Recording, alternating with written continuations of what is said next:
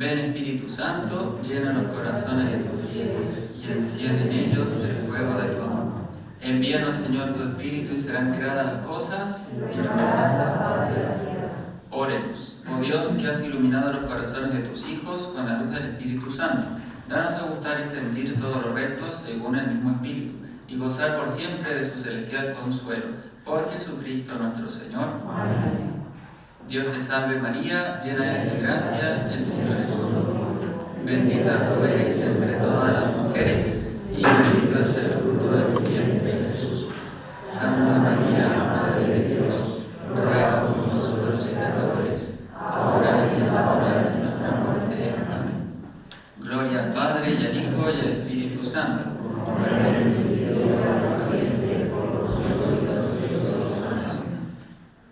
San Ignacio de Loyola, ruega por nosotros.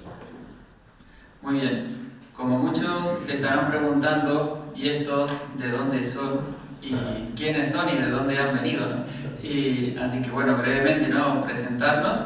Bueno, yo soy el padre José Valentín y también me va a estar ayudando en las meditaciones el hermano Andrés Sebastián. Entonces, bueno, entre los dos vamos a estar dando este retiro y los dos pertenecemos al Instituto Cristo Rey, que es una fundación argentina. Si bien nuestro padre fundador, que falleció en el 2023, sí, el año pasado justamente, él era español, nació en Córdoba, estudió luego para ser sacerdote en Madrid y luego en Francia, ordenado sacerdote. Y fundó nuestro instituto allí en Argentina, no hace mucho, es una fundación, diríamos, reciente. Y aquí en España estamos en la diócesis de Getafe y también en Toledo. Bueno, actualmente atendemos dos pueblos de ahí de la diócesis de Getafe, al sur de Madrid.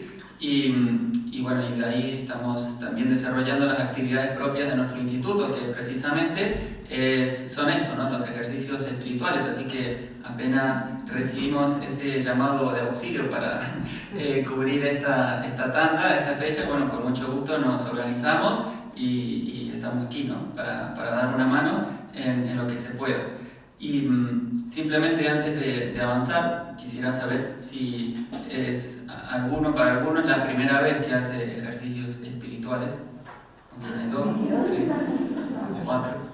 ¿Es la primera vez? ¿En serio? Muy bien. Bueno, entonces, el resto son veteranos todos. Muy bien. Entonces, ya, buenísimo. Entonces vamos a simplemente en esta introducción a recordar algunas cosas que nos vienen bien a todos. O sea, porque yo creo que cada ejercicio es como si fuera el primero, ¿no? Y también con esa ilusión lo tenemos que hacer. O sea, con esa expectativa de qué nos va a decir el Señor en este retiro y que tal vez no nos dijo en el retiro anterior, o si nos lo dijo ya no lo olvidamos, necesitamos que lo vuelva a repetir como sea. Siempre es una experiencia nueva, ¿no? Y también tenemos la gracia inmensa de poder hacer estos ejercicios tan cerca de donde nació quien fue de alguna manera su inventor, o más bien descubridor, ¿no? Porque él descubrió algo que el Espíritu Santo le fue enseñando, ¿no? El gran San Ignacio de Loyola. Entonces tenemos la gracia grande de poder dedicar estos días al Señor, ¿no? Escucharlo y hablarle. Y podemos ya, ¿no?, escuchar como si nos dijera a nosotros esas palabras del Evangelio.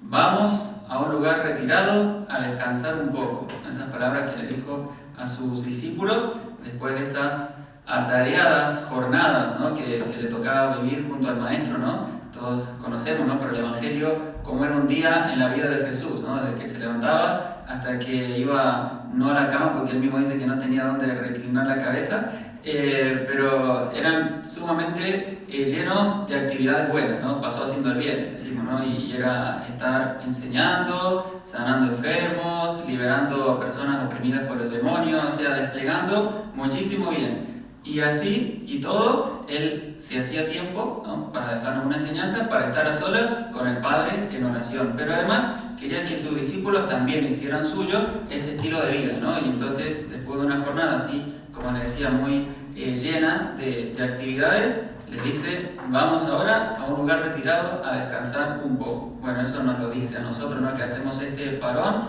en nuestra vida y en nuestro día a día, con tantas cosas también, seguramente de trabajo, de familia, tantos asuntos que todos traemos. Bueno, ahora el Señor nos dice que nos dediquemos a estar a solas con Él, ¿no? Dedicarle este tiempo.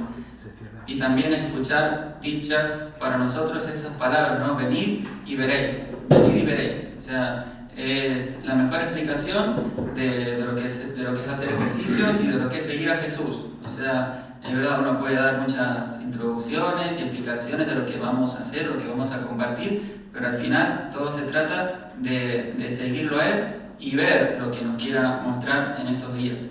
También esas palabras que bueno, están en el Evangelio, ¿no? Dijo, Simón, tengo algo que decirte. Bueno, en lugar de Simón, nuestro nombre, ¿no? Tengo algo que decirte. El Señor tiene algo que decirme al corazón. Y algo que quiere decírmelo personalmente, ¿no? Y tengo una cita a la que no puedo faltar, ¿no? A la que no puedo faltar porque Él tiene algo personalísimo que explicarme, que comentarme, que decirme. Y también esas palabras del Antiguo Testamento, ¿no? Donde el Señor, hablando a su pueblo, pero hablando también en términos esponsalicios, ¿no? Que se aplica a la iglesia, también se aplica al alma cristiana. La llevaré al desierto y le hablaré al corazón, ¿no? La llevaré al desierto y le hablaré al corazón. Al corazón nos quiere hablar el Señor y nos ha traído, bueno, un desierto bastante con mucha vegetación, ¿no? Pero bueno, es el desierto del retiro, es así, del retiro, de estar un poco distanciado de nuestras obligaciones y de nuestro contexto diario. Y bueno, vamos a hacer entonces una introducción, ¿no? Una introducción es eso, ¿no? Introducir, o sea, introducere, guiar hacia adentro, ¿no? Guiar hacia el corazón de estos ejercicios, ¿no? Para despertar en nosotros el interés por hacerlos bien.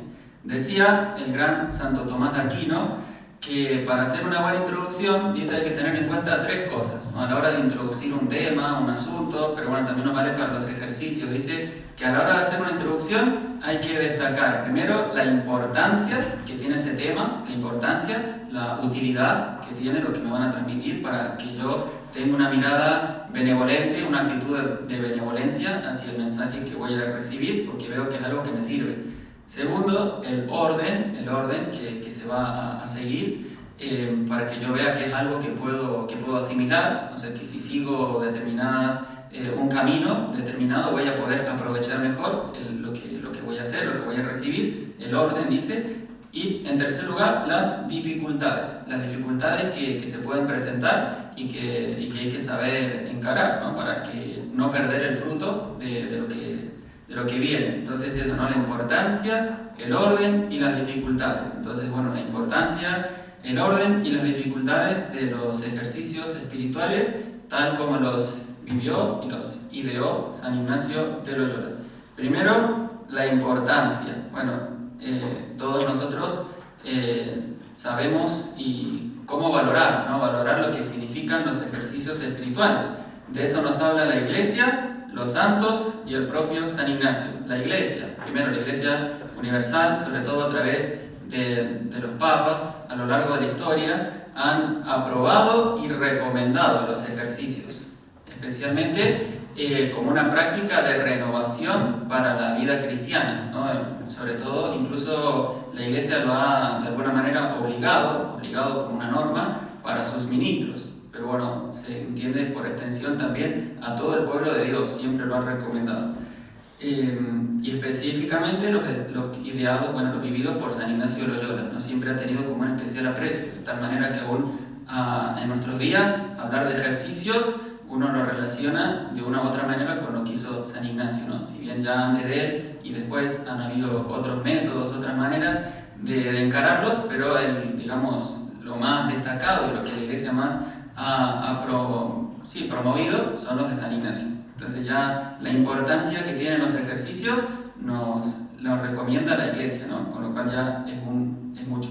Después los santos, o sea, la experiencia de tantísimos hombres y mujeres que han encontrado en los ejercicios como una sí, un medio excelentísimo de perfección cristiana, o sea, para crecer en las virtudes, para crecer en el amor a Dios y al prójimo, para descubrir cuál era el principal obstáculo que les impedía unirse a Dios, y bueno, ya han dado grandes pasos en su vida de santidad, ¿no? O sea que la importancia, el valor de los ejercicios nos viene también transmitido por la experiencia de tantos y tantas santos y santas, ¿no?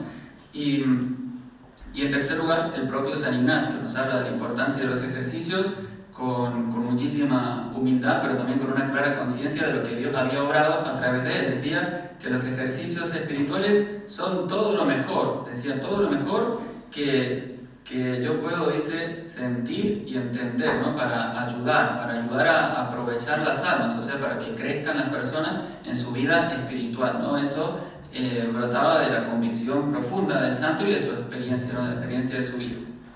Y luego sabemos la importancia que tiene, claro, para cada uno de nosotros dedicar estos días al Señor, y bueno, por experiencia lo que ya lo hemos hecho antes.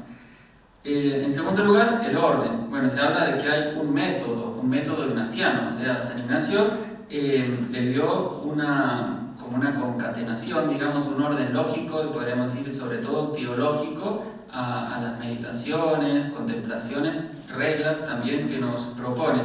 Pero ese método hay que entenderlo bien, o sea, no es un método matemático, no es un método científico, no es un método, industrial, ¿no? Es un método, diríamos, como en un sentido amplio, en el sentido que es un camino, o sea, él nos señala, nos da unas indicaciones que nos pueden ayudar a abrir el corazón, a disponerlo para recibir mejor la gracia que el Señor nos quiera dar. Y sabemos que ese esquema ordenado de San Ignacio se desarrolla en lo que él denomina 4 semanas, ¿no? 4 semanas que, de hecho, la experiencia, digamos, más completa de los ejercicios es todo un mes entero, ¿no? Pero bueno, eso es más difícil de llevarlo a la práctica, pero es lo suyo, ¿no? Lo ideal. Y esas 4 semanas, con esa concatenación teológica de los temas entre sí, van desarrollando las tres grandes vías o los 3 grandes grados de la vida espiritual, ¿no? Que son la purificación, la iluminación y la unión con Dios, ¿no? Esos 3 caminos, esa primera vía de purificación, en la cual todos estamos y bueno, más o menos vamos a seguir ahí. La iluminación, o sea, dejarnos enseñar por Jesús Maestro, y la unión finalmente, ¿no? La unión en el amor con Dios nuestro Señor. Y decía un jesuita muy conocedor de los ejercicios, como que eran de su maestro y fundador, que tiene cada semana un propósito, o sea, un propósito, ¿no? Un fin, una finalidad. Decía la primera semana que se dedica precisamente al conocimiento personal propio y a la purificación de los pecados, tiende a reformar lo deformado, ¿no? Se dice reformar lo deformado, lo que traemos de alguna manera deformado, sobre todo por el pecado, por los malos hábitos, por los vicios. Bueno, en esa primera semana San Ignacio nos invita, con la ayuda de Dios, a reformar todo lo que en mi vida se haya podido deformar por el mal, por el pecado. En segundo lugar, la segunda semana que trata sobre todo de la vida de Cristo como modelo de seguimiento, de imitación, apunta, dice, a conformar lo reformado. O sea, esa reforma que hicimos de nuestra vida o que estamos tratando de hacer, por lo menos veo claro que tengo que hacer, ahora voy a conformarla al modelo. O sea, como cristiano tengo un modelo que seguir, que es Jesucristo. Y la mejor manera es conocer y considerar su vida, ¿no? Tal como el camino que él señaló, Jesús como camino, ¿no? Decía San León Magno que Jesucristo, bueno, es verdadero Dios y verdadero hombre, es una verdad fundamental de nuestra fe, y dice, como Dios es nuestro Salvador, nos salva, nos da la vida eterna, y como hombre nos da ejemplo. Como hombre podemos imitar a Dios, imitando a Jesucristo. Entonces, claro, tenemos que conformar nuestra vida según el modelo de Jesucristo. Y luego, la tercera semana, que nos centra en los misterios de la pasión del Señor, busca, dice, confirmar lo conformado, o sea, confirmar, ¿no? Qué mejor manera de confirmarnos en nuestros buenos propósitos, en nuestra voluntad de seguir al Señor, que contemplando su pasión. O sea, contemplando la pasión del Señor, cualquier propósito que nos hagamos, por difícil que parezca, nos va a parecer llevadero, justo y necesario para seguir a ese Señor, a ese Rey crucificado. Y por último, la cuarta semana, que se centra en los misterios gloriosos de la resurrección del Señor, busca transformar lo confirmado. O sea, esos propósitos, esos buenos deseos, ese anhelo de seguir al Señor, que se concreta en eso, ¿no? En propósitos, en esta cuarta semana queda transformado por la gracia de Dios, o sea, de tal manera que sea Él quien obre en nosotros, no que Él tome la iniciativa con la fuerza de los dones del Espíritu Santo, ¿no? Ya participar de ese gozo, de esa gloria de Jesús resucitado. Entonces ese es un poquito el método que decíamos, ¿no? Esas 4 semanas sobre todo, que al final son una manera muy lograda de presentar el Evangelio, porque al final todo es Evangelio. Y luego las dificultades, ¿no? ¿Cuáles son las dificultades que podemos afrontar y que vamos a afrontar en estos ejercicios? Seguramente, y que vamos a poder llevar adelante con la gracia de Dios.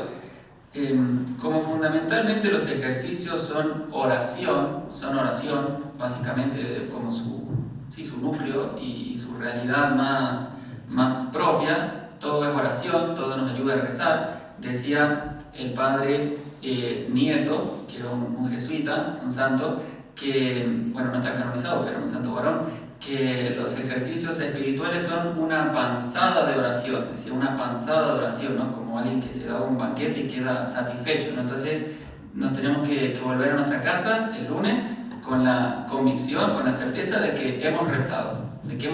Tal vez hay un montón de cosas que se nos escapan, que no pudimos hacer bien y lo que sea, pero al menos irme seguro de que recé, de que estuve orando durante esos días, ¿no? Entonces, cuando les pregunten al regresar a sus casas, a su trabajo, qué estuvieron haciendo el puente de la Inmaculada o de la Constitución, la Santa Constitución que vamos a celebrar mañana, bueno, estuve rezando, estuve orando, ¿no? Con el Señor.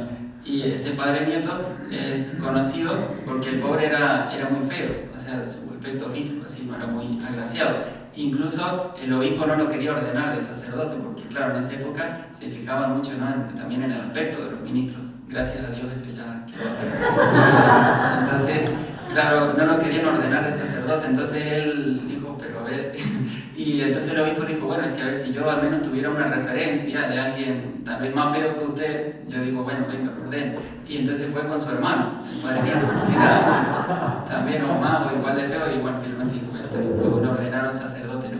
Y bueno, y eso muchísimo bien, claro, porque al final eso no era lo principal, ¿no? La estética.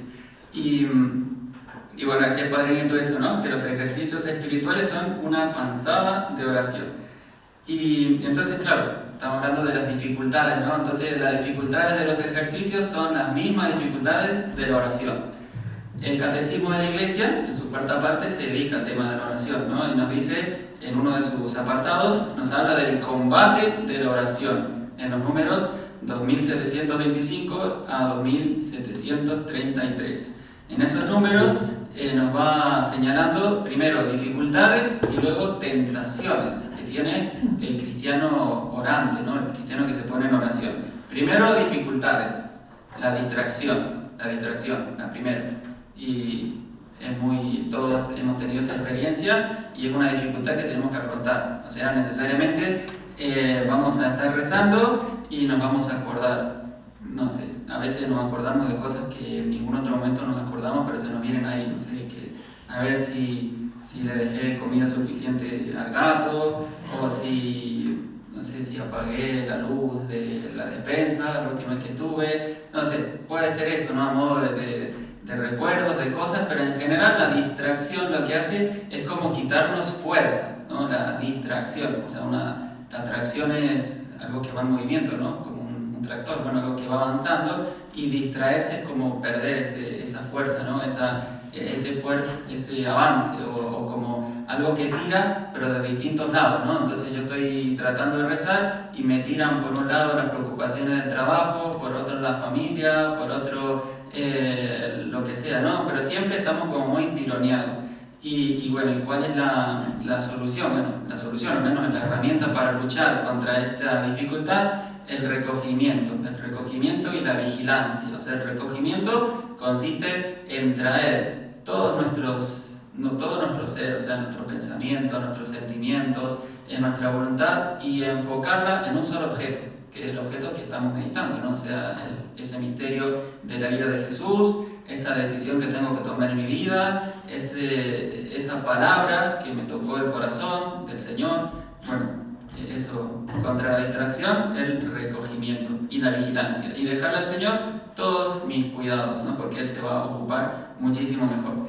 Y luego, otra dificultad que podemos afrontar es la sequedad, o como la llama San Ignacio, la desolación, la sequedad o la desolación. Estar en la oración y como si uno fuera, no sé, un cactus, así, o sea, seco. Bueno, porque un cactus tiene agua adentro, ¿no? Pero quiero decir como algo, no sé, así, frío y seco y desabrido, ¿no? Y como que uno dice, ¿qué estoy haciendo acá? O sea, y decía el gran San Rafael María, o María Rafael, ¿no? El fraile trapense, se había hecho un propósito, dice, estaré dispuesto a perder el tiempo en la oración, decía, ¿no? Dice, estoy dispuesto a perder el tiempo en la oración. O dice, perseveraré en la oración aunque pierda el tiempo, que entre comillas, perder el tiempo, porque él sabía muy bien, como sabemos nosotros, que nunca se pierde el tiempo rezando, ¿no? Aunque parezca que no estamos haciendo nada. Pero bueno, existe la oración del banco, ¿no? El banco que está ahí en la capilla.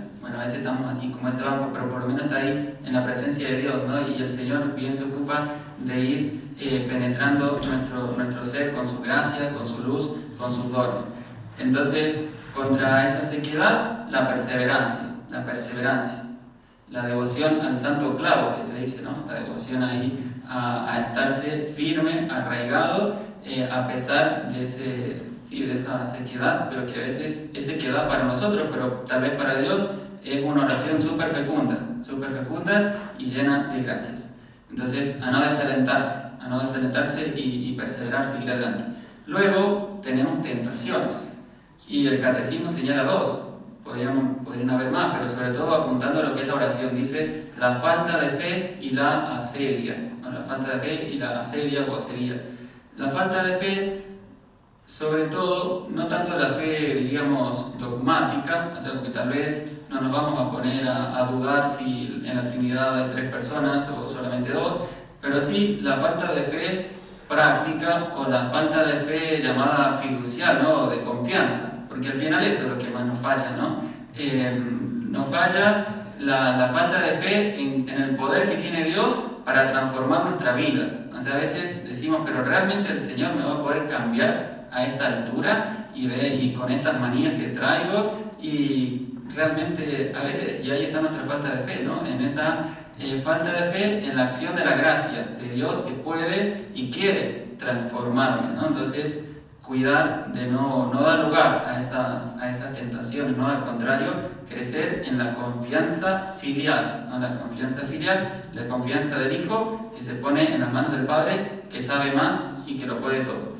Y por último, la última tentación es la asedia, ¿no? La asedia, que es sí, puede aparecer como una tentación, claro, porque puede llevar a un pecado que consiste en el disgusto por las cosas de Dios. O sea, el disgusto en la tristeza que por el bien que es propio del amor de Dios. O sea, la tristeza opuesta al gozo de la caridad. O sea, la caridad, el amor a Dios, tiene como un fruto el gozo, ¿no? El gozo, la alegría de sabernos amados por Dios. Y amando también uno experimenta ese gozo. Pero la asedia es lo opuesto a eso, ¿no? Como la tristeza, que se manifiesta en el disgusto por todo lo que tenga relación con el Señor, ¿no? Y claro, eso para la oración es tremendo, porque uno termina abandonándola, ¿no? Porque esto me resulta no solo desabrido, sino hasta me produce disgusto, ¿no? Entonces, bueno, pedirle al Señor que nos ayude a luchar contra esto, y si nos vienen tentaciones serias, bueno, aceptarlas humildemente para purificar nuestra vida, nuestro corazón, y crecer en el amor a Dios, ¿no? Oponiendo, haciendo la contra a esas tentaciones con muchos actos de amor y de confianza al Señor. Y pidiéndole que Él me haga sabroso, ¿no? Que me haga experimentar el gozo de su amor. Y tenemos dos grandes auxilios para poder vivir bien los ejercicios, que son el silencio y el retiro. O sea, el silencio exterior, pero también interior, y el retiro, o sea, el habernos apartado, ¿no? de nuestras ocupaciones cotidianas. Y respecto al silencio, es relativamente fácil, no entiendo que a algunos les cueste más, ¿no? O sea, callarse la boca o hacer silencio así exterior, pero lo más difícil es el silencio interior, ¿no? Decía un monje que claro, él comparaba la vida espiritual, dice, con un hombre que va por la calle, pues imagínense por la Gran Vía o donde sea, así con tanta gente y coches y bocinazos y gente que va y que viene, ruido, música y demás, y va con una radio encendida, ¿no? Una radio encendida en el bolsillo, ¿no? de la chaqueta. Entonces, claro, en el bullicio de la calle no escucha nada de esa radio, pero después llega a su casa, se encierra en su habitación y ahí sí que empieza a escuchar la radio que ya va encendida, ¿no? Y dice, un poco así pasa con este tema de los retiros y el silencio, ¿no? Porque tal vez hemos logrado apartarnos de esos sonidos y de esas distracciones exteriores, pero claro, cuando estamos solitos se empieza a escuchar esa radio, ¿no? Que es de nuestros pensamientos, nuestras ideas, preocupaciones, cosas que hay que ordenar, encaminar. Bueno, de eso también tenemos que aprender con la ayuda del Señor, al menos si no podemos apagarla del todo, al menos sí bajarle el volumen, ¿no? Para que nos deje rezar. Y bueno, dicho esto, vamos a avanzar un poco con, ahora sí, algunas claves que nos pueden ayudar a vivir mejor estos ejercicios, ¿no? De introducirnos de lleno ya en estos ejercicios y sacar mucho fruto, ¿no? Y la primera clave, bueno, las dos primeras claves tienen que ver con la experiencia de Dios, o sea, la experiencia de Dios que tuvo San Ignacio y que nos invita a tener a nosotros también, ¿no? Y la primera clave para entrar bien y aprovechar estos ejercicios es la idea de la grandeza de Dios, la majestad de Dios. Dios que es semper mayor, se dice, o sea, siempre más grande. Uno puede imaginarse lo más grande, lo más perfecto, lo más hermoso, y Dios está por encima de eso. O sea, nunca alcanzaremos ni con nuestra consideración, ni con nuestra alabanza a la grandeza de Dios. Siempre nos supera, y eso es fantástico, no es hermoso, realmente que nuestro Dios sea así. Es la experiencia de Dios que tuvo San Ignacio. De hecho, si tomamos los ejercicios, nos vamos a encontrar muchas veces con expresiones como su divina majestad, ¿no? Bueno, el Señor, pero con todo lo que eso implica de grandeza, de gloria, de esplendor, ¿no? Y entonces eso, tenemos un Dios muy grande. ¡Qué grande es Dios! Decía un santo, ¿no? Muy como tratando de expresar, ¿no? Qué grande es Dios. Se quedaba, siempre no alcanzan las palabras humanas para cantar la belleza, la grandeza, el poder, la sabiduría de nuestro Señor. Y ante esa grandeza, San Ignacio nos propone un estado que es muy típico de él, que es el acatamiento, se llama, ¿no? El acatamiento, que es una palabra del castellano más antiguo, ¿no? Que ahora casi no se usa, pero es como la actitud del alma ante la grandeza de Dios, que implica una profunda reverencia, una conciencia del respeto que se le debe a Dios, ¿no? El respeto que le debemos a un Dios tan bueno, tan grande. Y en eso consiste el don del temor de Dios, que no consiste en tenerle miedo a Dios, como si nos fuera a dar un golpe, ¿no? O sea, no es tenerle miedo a Dios, sino respetar su grandeza, ¿no? Y como inclinarnos reverentes y agradecidos ante la gloria de nuestro Dios. Y en ese sentido, como nos vamos a encontrar con un Dios tan grande, tenemos que dejar a Dios ser Dios, o sea, dejar a Él que tome la rienda de mi vida, que sane, que corte, que quite, que ponga lo que Él quiera, ¿no? Porque Él va a saber hacerlo mejor y puede hacerlo, ¿no? Por eso decía eso de esa tentación por ahí de la falta de fe, de no atarle las manos a Dios, no, al contrario, dejar que Él obre en mi vida.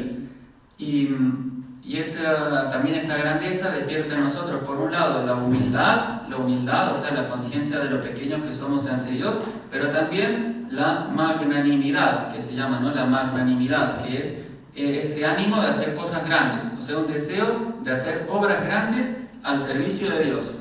O sea, un Dios tan grande se merece lo mejor, y yo tengo que darlo todo por Él, ¿no? En eso consiste la magnanimidad. El deseo de que, y también no solo el deseo de hacer obras grandes por Dios, sino el deseo de que Dios realice obras grandes en mí, que es lo que canta la Virgen en el Magnificat, ¿no? Que le da gracias a Dios porque ha realizado grandezas, maravillas, al ver la humildad de su esclava, de su servidora. Esa es la actitud que queremos también nosotros. Y por eso dice San Ignacio en una de las anotaciones que trae al comienzo de los ejercicios, que mucho aprovecha entrar en los ejercicios, dice, con grande ánimo y liberalidad. O sea, grande ánimo como grandeza de alma, magnanimidad, y liberalidad, que es generosidad, o sea, como firmando un cheque en blanco, ¿no? Para que Dios ponga ahí todo lo que Él quiera hacer en mi vida. Y luego, junto, o más bien como completando esta idea de la majestad, de la grandeza de Dios, está la idea, la clave de la cercanía, o sea, la cercanía. Dios no es un Dios que está allí en una nebulosa, lejos, en una galaxia inalcanzable, sino que es un Dios cercano, es el Emmanuel, que vamos a celebrar, que estamos celebrando ahora precisamente en este Adviento, el Dios con nosotros, el Dios que se hace nuestro próximo, ¿no? Se hace tan cercano, tan grande, pero a la vez tan cercano, ¿no? Y eso que decía también San Agustín, ¿no? Que es superior a lo sumo tuyo, pero también más íntimo a ti mismo que tú mismo, ¿no? O sea, lo más íntimo en ti, ahí está Dios. Y Dios entonces se interesa por mí y por mis cosas. Nada de lo mío le es ajeno, nada de lo mío le es indiferente. Él quiere hablarme, tengo algo que decirte. Y yo también puedo hablar con Él, dice San Ignacio en los ejercicios, como un amigo habla a otro amigo, como un siervo a su Señor, y podríamos agregar como un hijo a su Padre, ¿no? Con esa confianza, comunicando sus cosas, dice, a veces pidiendo consejo, otras veces pidiendo perdón, otras veces dando gracias, otras veces hablando con Él, ¿no? Manteniendo ese diálogo siempre. Entonces no perder de vista eso, ¿no? Que el Señor está siempre cerca de nosotros. Y especialmente se manifiesta esa cercanía en los ejercicios. Y en tercer lugar, que ahora ya tiene que ver más con el modo de encarar los ejercicios, y eso que decíamos, ¿no? Del método de San Ignacio, y es la libertad. O sea, la libertad. O sea, San Ignacio nos deja muchísima libertad, muchísima flexibilidad, muchísima adaptabilidad. Por eso es frecuente que él diga, por ejemplo, que él quiere, dice, que el mismo Creador se comunique con la criatura, ¿no? Con el alma devota. O sea, que el mismo Creador, que el mismo Dios hable con cada uno de nosotros. Entonces, mientras menos, digamos, obstáculos se pongan en el medio, mientras menos obstáculos humanos se pongan, mejor. Entonces, para lograr, digamos, esa libertad en la relación con el Señor, incluso dice discurrir por lo que se ofreciere. O sea, Él nos pone como distintos puntos para meditar, pero después dice, si hay algún punto que a ti te llena el corazón, bueno, quédate con eso y camina por ahí, ¿no? O sea, sácale todo el jugo a esa verdad, a esa experiencia de Dios. Y entonces eso, ¿no? Tenerlo en cuenta que, a ver, vamos a seguir un horario, vamos a seguir un orden que decíamos, pero sobre todo la libertad, o sea, lo que me aproveche para crecer en el amor de Dios, hacerlo, ¿no? Seguir ese camino, que es el camino por el cual quiere llevarnos el Espíritu, ¿no? Sabiendo que Dios le habla a cada uno en particular, no esa singularidad absoluta que existe entre la relación entre Dios y nosotros, ¿no? Se hace a cada uno de nosotros. Y por último, decir que los ejercicios no son vacaciones, lo siento, pero no son vacaciones. O sea, hemos venido precisamente eso, ¿no? A ejercitarnos, pero claro, el fruto de los ejercicios, de estos ejercicios, de este esfuerzo, digamos, que tenemos que hacer, es el descanso del alma, que es lo más importante que tenemos que lograr. A veces nos tomamos vacaciones, pero volvemos más cansados que cuando nos fuimos, ¿no? Porque claro, uno vuelve como se fue al final, simplemente cambió, estuvo en la playa o en la montaña, donde sea, pero vuelve siendo el mismo, ¿no? Y en cambio los ejercicios están apuntan, se dirigen a sanar nuestro corazón, dice San Ignacio, de los afectos desordenados, o sea, de todos esos apegos que tenemos y que nos quitan fuerza, que nos turban. Dice San Juan de la Cruz que los afectos desordenados ensucian, enceguecen, atormentan, cansan el alma, ¿no? La cansan, la enflaquecen o la debilitan. Y claro, entonces San Ignacio nos dice que si queremos descansar, primero tenemos que trabajar en quitar todo eso que nos impide ese descanso en el Señor. Entonces, todo esto para, dice San Ignacio, buscar y hallar la voluntad de Dios para mi vida.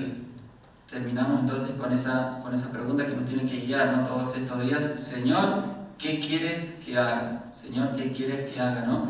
Al final, pongámonos en sus manos, que Él va a saber cómo llevarnos, cómo conducirnos, cómo guiarnos para poder aprovechar máximamente estos ejercicios, esta oportunidad para encontrarnos con Él, hablar con Él y sobre todo que Él nos hable al corazón. Entonces, que María Inmaculada, que también vamos a poder celebrar en estos días, nos ayude, nos acompañe y que nos recuerde esas palabras, ¿no? Haced lo que Él os diga, haced lo que Él os diga, ¿no? Y que ella también va a estar ahí junto a nosotros para poder cumplirlo. Gloria al Padre, gloria al Hijo, gloria al Espíritu Santo. Como era en el principio, ahora y siempre, y por los siglos de los siglos.